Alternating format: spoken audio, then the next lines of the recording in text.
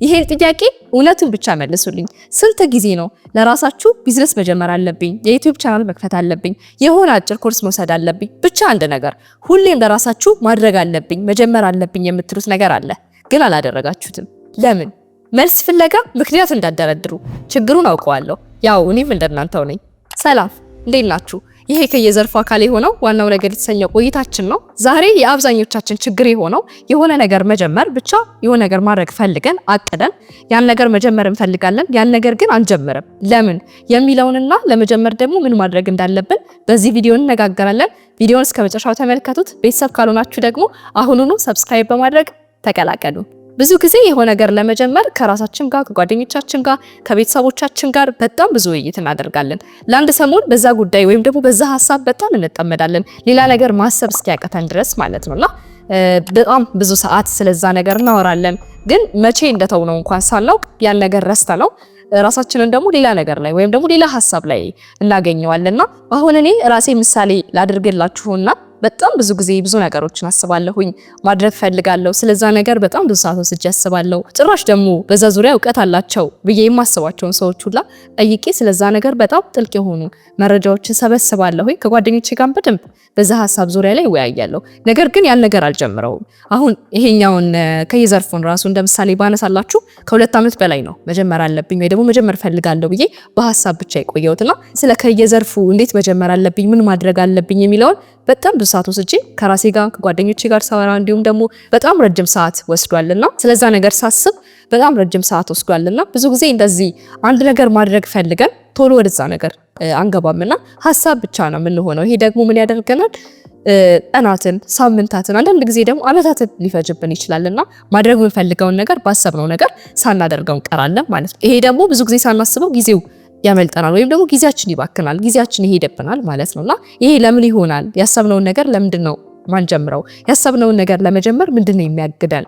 ለምንድነው የአክሽን ሰው የማንሆነው ብዬ ጠይቃለሁኝና እዚህ ጋር እናንተ ጊዜ ወስዳችሁ በደንብ አስቡ። ለምንድነው ማድረግ የምፈልገውን ነገር ማድረግ ያልቻልኩት? ይሄን ነገር ማድረግ ፈልጌ እንዳላደርግ ያገደኝ ምንድነው የሚለውን ነገር በደንብ አስቡ፣ ራሳችሁ ጠይቁ። መልሳችሁን ደግሞ በማስታወሻ ደብተራችሁ ላይ በደንብ ያዙት። በደንብ ራሳችሁን እየጠየቃችሁ ከራሳችሁ ጋር ተነጋገሩ። እናንተ ያሰባችሁትን ነገር ለመጀመር ያገዳችሁን ነገሮች ዘርዝራችሁ በደንብ በማስታወሻ ደብተራችሁ ያዙ። ግን ምክንያት ይሆናሉ ተብለው የሚጠቀሱ ብዙ ጊዜ ብዙ ምክንያቶች አሉ። ከነሱ ውስጥ የተወሰኑትን ጠቅሳለሁ። ብዙ ጊዜ የሆነ ነገር አስበን ያን ነገር ለማድረግ ከሚያግዱን ነገሮች ውስጥ የመጀመሪያውና ቀዳሚ ፊር ኦፍ ጀጅመንት ነው። ለምሳሌ ቢዝነስ ከሆነ መጀመሪያ ያሰብነው ብዙ ጊዜ ምን አይነት ፍርሃት ይኖራል? ብከስርስ፣ ባያዋጣኝስ፣ ወይም ደግሞ የራሳችን የዩቲዩብ ቻናል ከሆነ ከፍተን መስራት ያሰብነው ቪዲዮዬ ባይታይልኝስ፣ ጓደኞች አይተው ቢስቁብኝስ፣ ሲያዩት ምን ይላሉ፣ ሰዎች ምን ይላሉ፣ ለዚህ ነገር አሁን እኔ በቂ ባልሆንስ እና ሌሎችም በርካታ ጀጅ የመደረግ ፍርሃቶች የምናስበው ነገር ላለማድረግ በቂ ምክንያቶች ናቸው። ነገር ግን በጭራሽ ካልሞከር ነው ይሄን ነገር አናው የሆነ ነገር መልሶች ወይም ደግሞ የሰዎችን አስተያየት የምናውቀው ያን ነገር ስንሰራውና ስንሞክረው ነው። ሁለተኛው ምክንያት ተብሎ የሚጠቀሰው ደግሞ ፍጹምነት ነው። በጣም ፐርፌክሽን እንፈልጋለን። ገና ሳንጀምረው በሐሳባችን ብቻ ያ ነገር ፐርፌክት እንዲሆን እንፈልጋለን። የሚገርመው ነገር ግን ማንም ሰው ፐርፌክቱን አይጀምርም። ብዙ ጊዜ ብዙዎቻችን ትንሽ ነገር መጀመር አንፈልግም። የሆኑ ሰዎችን ምሳሌ እናደርግና እንደነሱ ወይም ደግሞ ከነሱ የተሻለ አድርገን መስራት እንፈልጋለን። ሁሉም ነገር ደግሞ ጥንቅቅ እንዲላ አይጠበቅም ጀማሪ ስንሆን ማለት ነው። አንዳንዴ የእነዛ ሰዎች ምሳሌ አድርገን የምናስባቸው ሰዎች እንዴት እዚህ ደረጃ ላይ እንደደረሱ አናውቅም። ወደኋላ ተመልሰን የነሱን የመጀመሪያ ስራቸውን ወይም ደግሞ ሲጀምሩት የነበራቸውን እንቅስቃሴ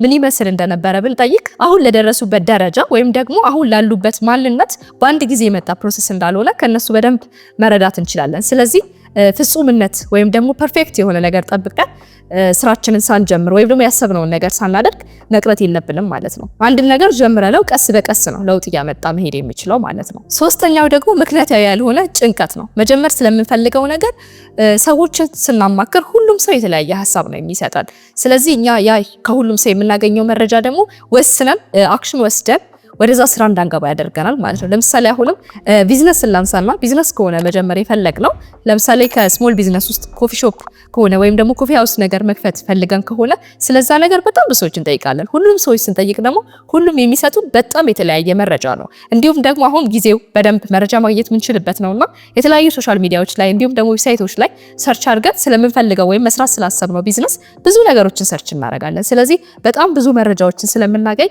መወሰን በጣም እንቸገራለን። ከመወሰን ይልቅ ያ የምናገኘው መረጃ ለጭንቀት ይዳረገናል ማለት ነው። ስለዚህ የምንሰበስበው መረጃ እኛን በሚጠቅም መልኩ መጠቀም ይኖርብናል ማለት ነው። እነዚህ እንግዲህ ከላይ የጠቀስኳቸው ሶስቱ ከብዙ ውስጥ ጥቂት ምክንያቶች ናቸው። ብቻ ምክንያታችን ምንም ይሁን ምንም መፍትሄ ላይ ነው ትኩረት ማድረግ ያለብን አይደል? ስለዚህ እኔ ቅድም እንደነገርኳችሁ ደግሞ የኔም ትልቁ ችግር ስለሆነ ይሄን ነገር ግን እንዴት እናስተካከልኩትና እንዴት እንደጠቀመኝ የመፍትሄ ሀሳቦችን አካፍላችኋለሁ ማለት ነው። የሆነ ነገር መጀመር ፈልገን ያንን ነገር አለመጀመራችን ወይም ደግሞ ወደ አክሽን ወይም ወደ ውሳኔ መግባት እንዳንችል ከሚያደርጉ ነገሮች ውስጥ ምክንያቶቹም እንደሆነ አይተናል። አሁን መፍትሄ ላይ ነው ትኩረት የምናደርገው። እንግዲህ ከጠቀመኝ ቀዳሚ ነገሮች ውስጥ ምንድነው ኤክስፔክቴሽናችንን ዝቅ ማድረግ ነው። ኤክስፔክቴሽናችንን ዝቅ ካደረገን ውሳኔ ወስነን ያሰብነውን ነገር መጀመር እንችላለን። መጀመሪያ ላይ እንዴት ነው መጀመር አይደለ ብዙ ነገር የሚቀርሙ። ስለዚህ እጃችን ላይ ባለው ነገር አቅማችን በሚፈቅደው ነገር መጀመር አለብን ማለት ነው። ብዙዎቻችን ቅድምም እንደጠቀስኩት የሆነ ነገር ለመጀመር ስናስብ ያንን ነገር ትልቅ አድርገን ነው የምናስበው፣ በደንብ በሰፊ ወይ ደግሞ ያንን ነገር ሰፋ አድርገን በትልቁ መጀመር ነው የምንፈልገው። እና እኔም እንደነገርኳችሁ ይሄን ከየዘርፉ ከመጀመሪ በፊት በጣም ትልቅ ኤክስፔክቴሽን ነበረኝና ባለኝ ነገር መጀመር ሳይሆን በቃ ትልቅ ስቱዲዮ እንትን ብዬ ትልቅ ነገሮችን አሟልቼ ልክ እንዴት ነው የሆኑ ሰዎችን ሞዴል ምናረጋቸው አሉ አይደለ? በቃ እንደነሱ ነው መጀመሪያ ያለብኝ። ትልቅ መሆን አለበት። ይሄ እኮ የለኝም፣ ማይክ እኮ ይሄ ጥሩ አይደለም፣ ይሄን ነገር ማድረግ አለብኝ፣ ወንበሬ ሶፋ መሆን አለበት፣ ብቻ የተሻለ ነገር መሆን አለበት ብለን በደንብ እናስባለን የሆነ ነገር ከመጀመራችን በፊትና እንደዛ ካሰብን አቅማችን እስኪፈቅድ ድረስ ጊዜ እየወሰደብን ስለሚሄድ ያ ከሚሆን እጃችን ላይ ባለው ነገር ኤክስፔክቴሽናችንን ዝቅ አድርገን ዛሬውኑ መጀመር አለብን ማለት ነው። ሁለተኛው የመፍትሄው ሀሳብ ደግሞ መጀመር ላሰብነው ነገር የምንጀምርበትን ቀን መቁረጥና በዚህ ቀን አደርገዋለሁ ብለን ማስቀመጥ የግድ ነው። ምክንያቱም ቀን ካላስቀመጥንለት ዛሬ፣ ነገ፣ ከነገ ወዲያ ብቻ ኔክስት ይር እንዲያልን ቀኖች በጣም ይሄዱና መጀመሪያ ያሰብነውን ነገር ሳንጀምር እንቀራለን ማለት ነው። ስለዚህ ይሄን ነገር ጀምራለሁ። ለምሳሌ በዚህ ዓመት ቢዝነስ መጀመር አለብኝ ብለን ካሰብን ዝም ብለን በዚህ ዓመት የሚል እቅድ አይደለም መኖር ያለበት። መቼ ነው መጀመር ያለብኝ? ለምሳሌ ሰኔ ላይ ከሆነ ሰኔ መጀመር አለብኝ። ቀጣይ ሳምንት ከሆነ ቀጣይ ሳምንት መጀመር አለብኝ። ብቻ ስፔሲፊክ የሆነ ቀን ማስቀመጥና በዛ ቀን ግባችንን ለማሳካት መሞከር አለብን ማለት ነው። ብዙ ጊዜ ጥናቶችም እንደሚያሳዩት ስራ ለምንሰራ ወይም ደግሞ ማድረግ ለምንፈልገው ነገር ዴድላይን ስናስቀምጥለት ያን ቀን ለማድረስ ስንል ስራውን በደንብ ትኩረት ሰጥተን እንደምንሰራው ይነገራልና ስለዚህ ይሄንን ነገር እኛም የምናስበው ነገር ላይ ተግባራዊ ማድረግ መቻል አለብን ማለት ነው። ስለዚህ በዚህ ጊዜ ጀምረዋለሁ የሚል ቁርጥ ያለ ቀን መመደብ ወይም ደግሞ ማስቀመጥ ይኖርብናል ማለት ነው። ሶስተኛው የመፍትሄው ሀሳብ ደግሞ የጀመርነውን ነገር ለጓደኞቻችን ወይም ደግሞ ለቤተሰቦቻችን ማሳወቅ ነው። ይሄ ለምን ይጠቅመናል? ይሄን ነገር ጀምራለሁ ብለን ቅርብ ላለች ጓደኛችን ወይም ደግሞ ቅርብ ላለው ጓደኛችን ስንነግረው ያ ጓደኛችን ተከታትሎ ይጠይቀናል። እንዴት አደረከው? እንዴት አደረግሹ? ይሄን ነገር እኮ ጀምራለሁ ብለሽ ነበር፣ ምን ደረሰ? እያለ ስለሚጠይቀን እኛ ደግሞ ይሄ ጥያቄ ሲመጣብን ሼም ይዘናል ወይም ደግሞ እናስታውሰዋለን። ለካ ጀምራለሁ ብዬ ነበረ።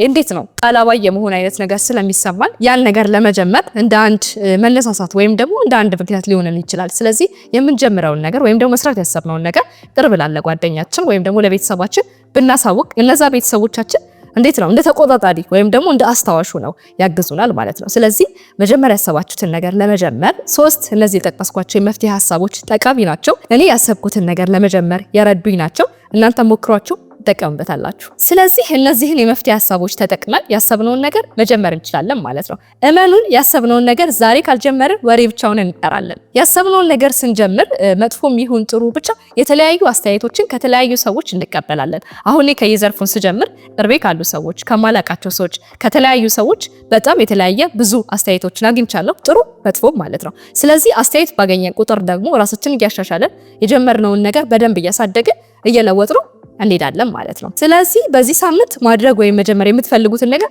አስቡ ወይም ወስኑና ለመጀመር የሚያስፈልጋችሁን ነገር መለየት ጀምሩ።